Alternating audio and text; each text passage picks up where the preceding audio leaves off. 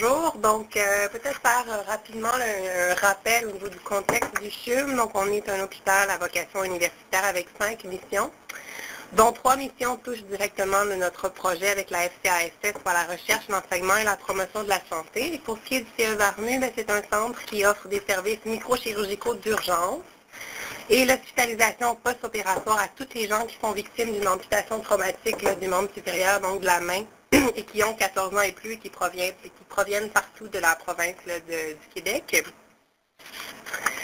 Maintenant, pour ce qui est de l'énoncé du problème et des objectifs, ce qu'on a remarqué, c'est que parmi les 200 patients que nous recevons annuellement au CE-VARMU, il y a une inégalité dans l'adhésion au traitement lors de la réadaptation entre les patients du CHUM et les patients qui sont suivis dans les centres de réadaptation externes. Notre hypothèse par rapport à cette problématique-là, c'est que le soutien social par les pairs, donc par les patients ressources qui est actuellement offert au CHUM, est un facteur déterminant dans l'adhésion au traitement. Et ça a aussi un impact sur la réduction du choc post-traumatique et sur la qualité de l'expérience de soins de façon générale pour l'ensemble de notre clientèle. Donc, notre objectif, c'est d'ici septembre 2015 de réduire de 15 % la perception du handicap chez tous les patients qui sont admis au CE-VARMU. Pour ce qui est de la séquence de l'intervention, mais tout d'abord, on a formé 3 patients ressources. On les a sélectionnés par un processus d'entrevue et on fait régulièrement des activités de suivi pour s'assurer qu'ils sont personnes qui sont excellentes dans leur rôle de patient ressources. Pour ce qui est du continuum de soins, donc on offre aux patients qui sont hospitalisés au CHUM la possibilité de rencontrer un patient ressource lors de leur hospitalisation. On tente d'organiser une première rencontre entre le patient et le patient ressource d'ici la 5e journée d'hospitalisation. Et à la suite de cette rencontre-là, on consigne dans un journal de bord qui s'est discuté lors de ces rencontres-là. Il y a ici une note au dossier qui est ajoutée. Par la suite, on offre à tous nos patients la possibilité de rencontrer un patient ressource lors d'un appel téléphonique 6 à 8 semaines suivant la chirurgie.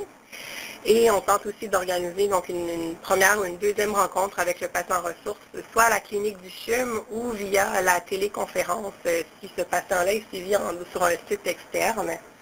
Et on refait à nouveau l'offre de rencontrer un patient ressource à 4 mois post-chirurgie. Peut-être pour parler rapidement de la standardisation de l'intervention du patient ressource dans le continuum de soins, qui a été vraiment notre activité principale au cours des dernières semaines. Donc, on a essayé de camper un processus de sélection des patients ressources plus rigoureux. Donc, on a développé des critères de sélection qui sont basés vraiment sur les capacités réflexives des patients ressources, le recul qu'ils ont par rapport à leur maladie et la compréhension de leur rôle, mais aussi leur intérêt et leur disponibilité. On a réalisé aussi des entretiens de sélection en collaboration avec l'Université de Montréal. On a mis sur pied une formation, donc on a déterminé un contenu pédagogique pour permettre aux patients ressources de réaliser efficacement leur rôle auprès de nos patients du CE-VARMU. Par la suite, on a déployé au niveau de l'intervention des patients ressources, donc on s'assure qu'il y a un consentement qui est fait au niveau des patients pour rencontrer des patients ressources. Et on a aussi créé un outil aide-mémoire sur toutes les dimensions que le patient ressource peut aborder ou doit aborder avec les patients lors de leurs entretiens. Comme je mentionnais, on offre un coaching, donc du soutien à nos patients ressources lors de la période de recherche pour s'assurer qu'ils se sentent efficaces dans leur rôle. Donc, on a créé un journal de bord pour les patients ressources qu'ils doivent compléter suite à chaque intervention. Et on organise des rencontres de suivi au mois de mai et une autre à venir en septembre pour les soutenir dans leur rôle de patient ressources et s'assurer qu'ils ont un sentiment de compétence en lien avec leur fonction de patient ressources. Et on pourra faire un bilan à la fin du mandat. Donc, il va y avoir une rencontre finale pour évaluer toute l'expérience des patients ressources suite à la phase d'expérimentation. Rapidement, on a discuté on a essayé d'établir un contenu, une séquence de l'intervention des patients ressources, à savoir qu'est-ce qu'ils vont discuter lors de leurs interventions avec les patients. Donc, il doit avoir un retour sur le contexte de l'accident qui est discuté avec les patients. Le patient ressource doit évidemment partager son expérience, son accident, l'expérience de l'hospitalisation, son expérience de réadaptation aussi. Il doit montrer la main, il doit avoir un visuel de la main qui est discuté. Un retour sur l'état du membre, donc de la main du patient. Et on veut aussi là, que les différents aspects de la vie du patient soient abordés, soit en lien avec le choc et en lien avec le choc de l'accident et la réadaptation qui va suivre l'hospitalisation. Donc, on va pouvoir en discuter ultérieurement, mais ces dimensions-là sont surtout la réaction de la famille et l'entourage, les finances, donc l'impact que ça va avoir là, sur les finances du patient, les émotions, les réactions psychologiques et tout ce qui est de la perception sociale liée à l'accident et au trauma de la main. Il y a aussi des questions sur la gestion de la douleur, les prochaines étapes de la réadaptation qui vont être abordées, puis un retour aussi là, par la suite sur l'intervention, soit de façon orale ou écrite avec un des membres de l'équipe clinique. Rapidement, on vous montre ici les dimensions, les thèmes qui sont abordés lors des rencontres entre un patient et un patient ressource. Donc, outre le contexte de l'accident, comme je disais, les enjeux financiers, la famille, il y a l'expérience de soins comme telle à l'hôpital au moment de l'hospitalisation, il y a la perception sociale, tout ce qui concerne le retour à la vie quotidienne et les réactions psychologiques là, face à l'accident, donc tout ce qui est lié au choc post-traumatique. Pour le moment, les commentaires sont très bons de la part des patients ressources. Ils ont l'impression qu'ils font une bonne impression auprès des patients. Ils sont surpris de la façon dont les patients souhaitent aborder leur expérience là, traumatique et leur expérience de soins. Les pairages jusqu'à présent entre un patient et un patient ressource sont vus de façon très positive. Les patients ressources constatent aussi la similarité entre la blessure qu'eux, ils ont vécue et que les patients ont vécu. Donc, c'est une belle opportunité pour eux de partager. Je vais vous céder la parole à mon collègue François Laplante. Alors, dans le fond, ce qu'on vous a rapporté, c'était beaucoup les choses qui fonctionnent bien là, depuis la dernière étape là, du projet.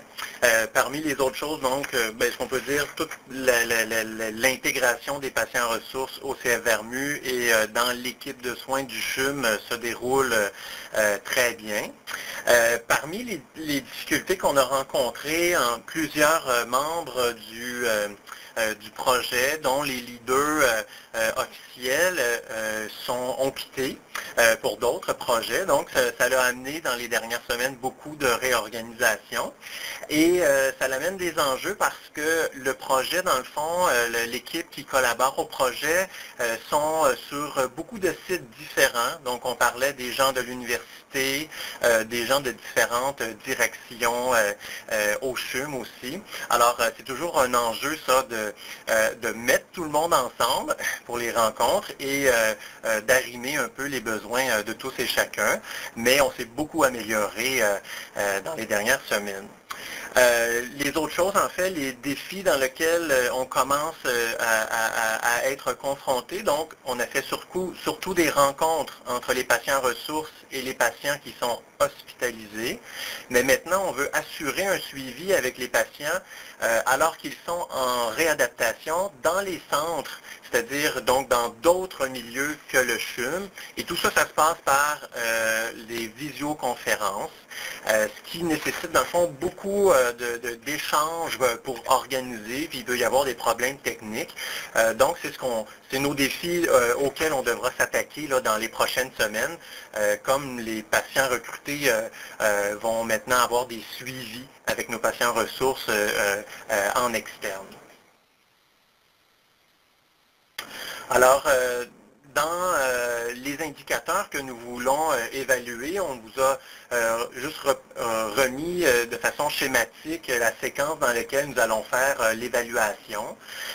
Avec tous les changements qu'il y a eu, dans le fond, en jaune, vous voyez qu'on voulait faire certaines interventions 7 jours après le congé, mais on a eu quelques délais, puis on aura quelques données manquantes là, pour les premiers patients qui ont été inclus dans le projet, mais on va vite se rattraper là, pour la suite des choses.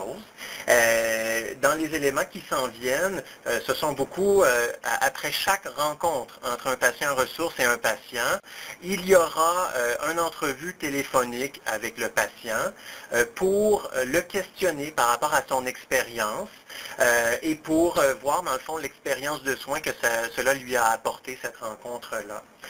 Et ça, on va le faire tout au long du processus en espérant qu'il y ait plus d'une rencontre entre ce même patient et les patients ressources tout au long de sa réadaptation et tout au long de notre projet.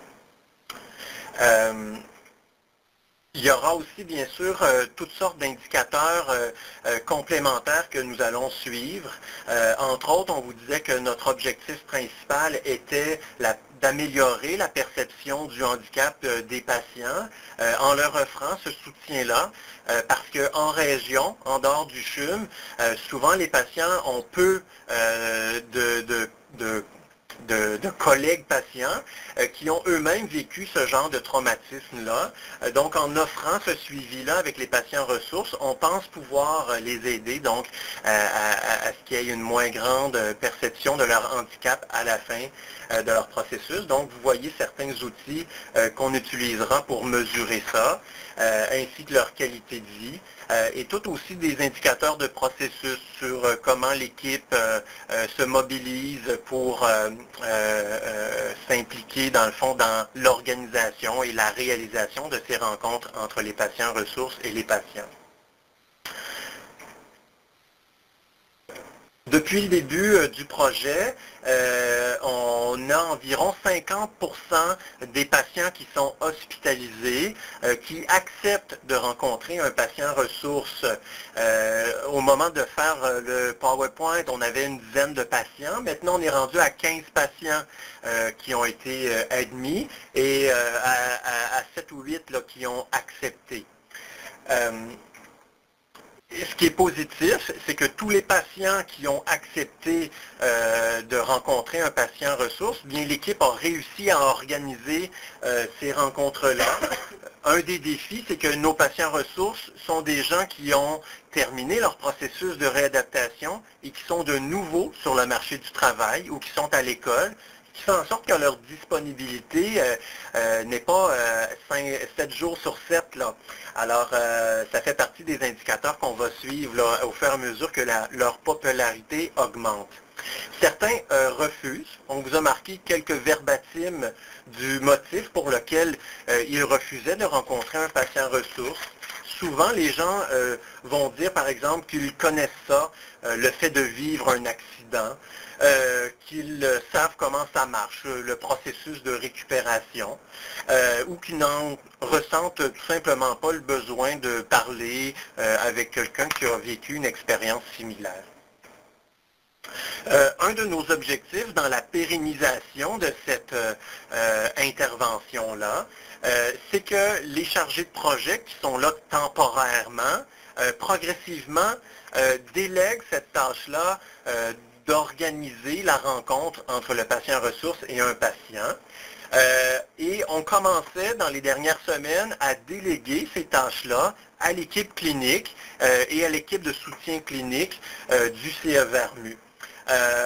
Donc, ils ont organisé hier par eux-mêmes leur première rencontre entre les patients ressources. Et notre objectif, dans le fond, c'est que d'ici un mois, ils organisent la moitié des rencontres qui auront lieu pendant l'hospitalisation pour favoriser, dans le fond, la pérennisation, la suite de ce projet-là à la fin de ce qui est financé par le FCA-SF. Et aussi, on va commencer à impliquer, dans le fond, les intervenants dans les centres de réadaptation. Ça sera un autre défi qu'on aura, dans le sens où l'ensemble des initiatives ont majoritairement été réalisées au CHUM. Et maintenant, les patients qui sont en réadaptation, bien, on doit convaincre les gens que ça vaut la peine que leurs patients rencontrent nos patients ressources. Une des choses qu'on a vues, je vais passer cette diapo-là pour aller directement au résultat. On a questionné justement ces intervenants hors CHUM pour voir leur perception qu'ils avaient sur leur capacité à collaborer avec des patients et des patients ressources. Ce qui est intéressant, ce qui ressort, c'est qu'ils voient d'un très bon œil, en fait, pardon, je vais recommencer. Ils ont une bonne capacité d'être ouverts, en fait, au point de vue des autres, incluant probablement ceux des patients ressources. Par contre, dans ce sondage-là, on reconnaissait qu'ils étaient encore sceptiques concernant cet apport-là spécifique du patient ressource dans le processus de réadaptation des patients. Et ils ne perçoivent pas encore que le CE-VERMU et donc le CHUM facilitent, dans le fond, ces organisations-là de rencontres. Et on espère, dans le fond, pouvoir changer cette perception-là au courant des prochaines semaines. Dans les choses qu'on a appris, je vais redonner la parole à Audrey Maude pour terminer.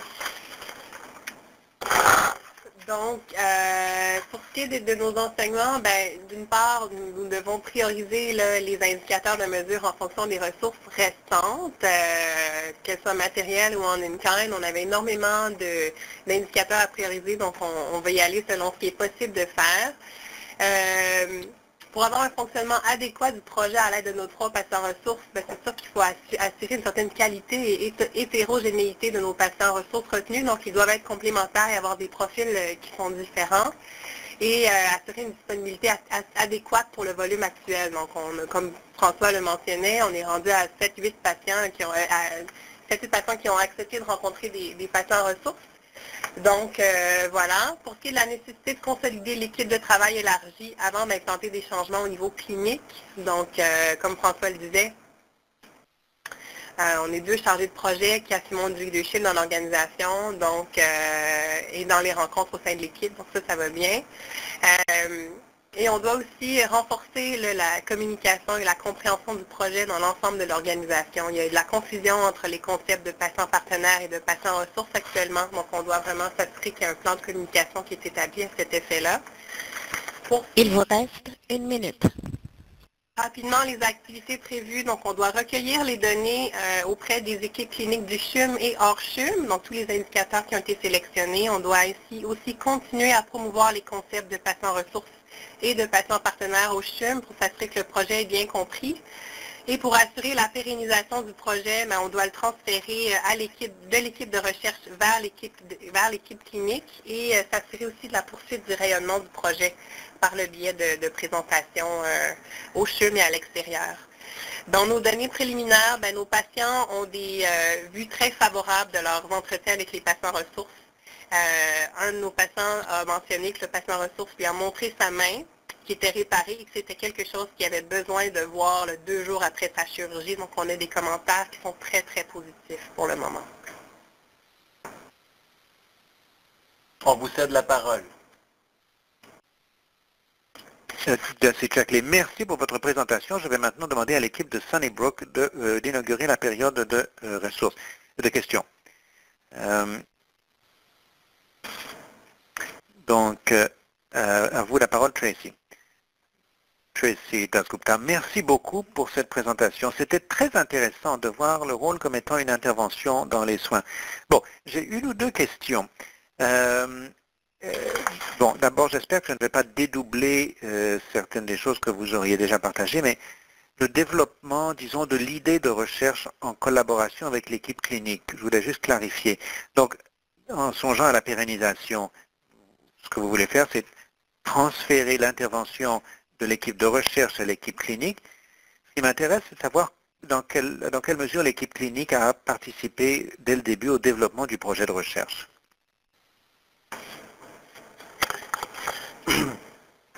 François Laplante, un des défis pour moi de répondre à votre question, donc les 2 leaders du projet actuel sont des gens qui n'étaient pas présents au début du projet. C'était un de nos défis qu'on vous transmettait là, au début de notre présentation. Ce que je peux répondre à cette question, c'est que les instigateurs du projet étaient initialement des cliniciens, donc par exemple ergothérapeutes au CA Vermu, qui ont eu ces idées en observant, dans le fond, le processus de réadaptation de leurs patients qui avait lieu au CHUM versus ce qu'ils observaient chez les patients qui recevaient leur réadaptation en dehors du CHUM. Et dans le fond, toute l'équipe clinique trouvait tout à fait logique d'offrir, dans le fond, ce partenariat de soins avec des patients ressources pour des clients qui ne fréquentent pas d'autres patients qui ont un vécu similaire que le leur à l'extérieur du CHUM. J'espère que ça répond à votre question. Tracy Dasgupta, oui, merci beaucoup. Deuxième question, et bon, moi je dirais c'est plus pertinent, c'est plus relié à l'intersection entre l'intervention de recherche et les soins cliniques en cours. Donc pour les personnes qui ont un patient ressource, qui ont des discussions au niveau des domaines que vous avez évoqués, au fur et à mesure que vous recueillez donc les expériences, est-ce qu'il y a des informations qui sont partagées avec l'équipe clinique, c'est-à-dire l'équipe qui soigne, si vous voulez, les patients, qui suit les patients afin qu'ils puissent comprendre davantage cette expérience au fur et à mesure du processus? Alors, pour répondre à la question, le premier élément de réponse sera que après chaque rencontre entre un patient ressource et le patient, il y a une brève note clinique qui est faite par un ergothérapeute et qui est déposée au dossier clinique du patient qui contient l'impression clinique, je dirais, du patient ressource suite à sa rencontre avec le patient. Donc, c'est une première forme de communication.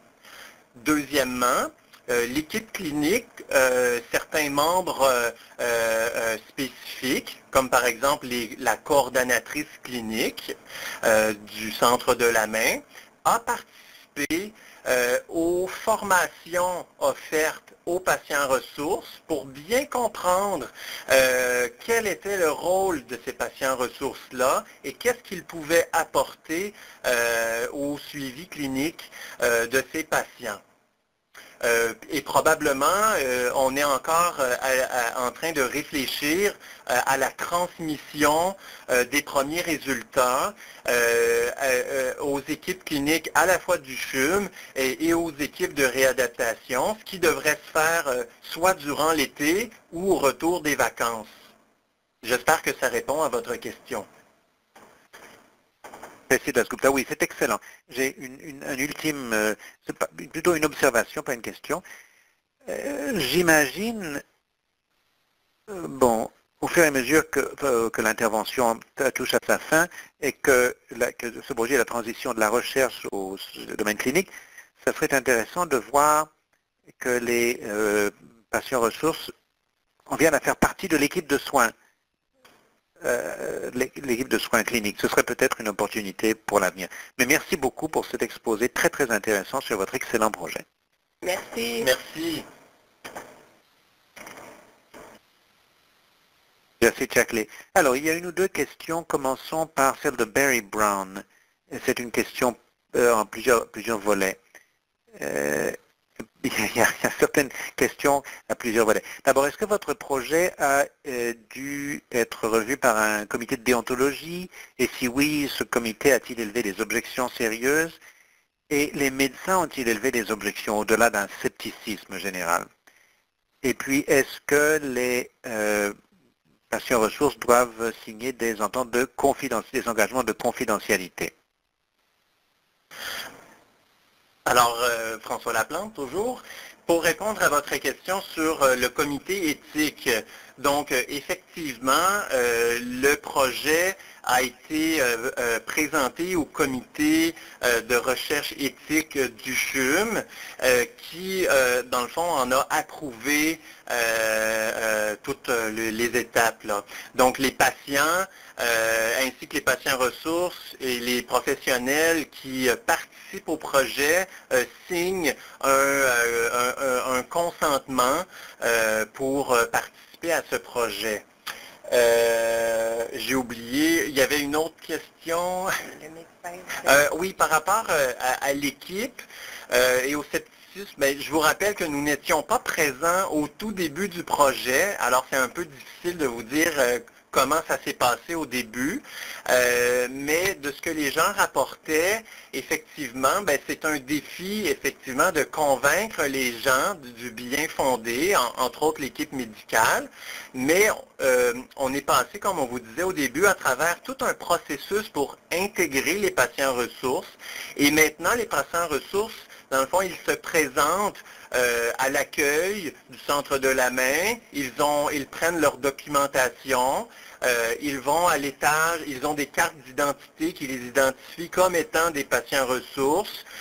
On a fait des mémos internes pour informer le personnel, les infirmiers, préposés, médecins, que ces patients ressources rencontreraient des patients sur leur unité de soins et ils ont la possibilité d'aller parler avec l'équipe quand ils vont rencontrer le patient pour voir est-ce qu'il va bien avant d'aller le rencontrer. Et concernant la confidentialité, oui, ils signent une entente de confidentialité. Pour nous, au CHUM, c'est une entente qui dure 5 ans pour les informations qu'ils obtiennent concernant le patient. À vous. Jessie Chackley, merci beaucoup. Carolyn Canfield, l'une de nos formatrices, a plusieurs questions. Tout d'abord, un excellent processus de recrutement, déclare-t-elle. Est-ce que vous allez partager vos outils de sélection, de formation et de soutien? Deuxièmement, est-ce que vous pensez que ces patients ressources pourraient participer à une collaboration à plus long terme avec le CHUM? Et troisièmement, est-ce que vous allez documenter ce projet dans un article de revue?